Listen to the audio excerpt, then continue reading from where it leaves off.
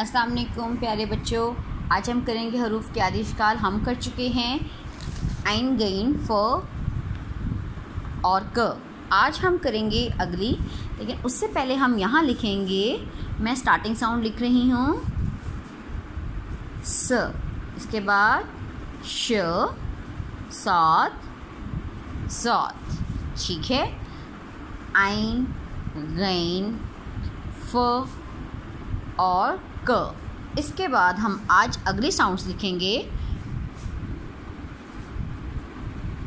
इस तरह। क, सीधी लाइन लगाइए, हल्का सा टर्न कीजिए। ग, बस टर्न कीजिए। ल, उसके बाद यहाँ पर आप हल्का सा ऐसे गोल बनाइए। म, ठीक है, यहाँ पर आप लगाइए डॉट्स और इसको मुकम्मल कीजिए। ठीक है, यहाँ पर मैं आपको लिख देती हूँ, यहाँ पर क आएगा आखिरी वर्ड। ठीक है, इस तरह से आप ये पेज मुकम्मल कीजिए और इसकी तस्वीर मुझे व्हाट्सएप कीजिए।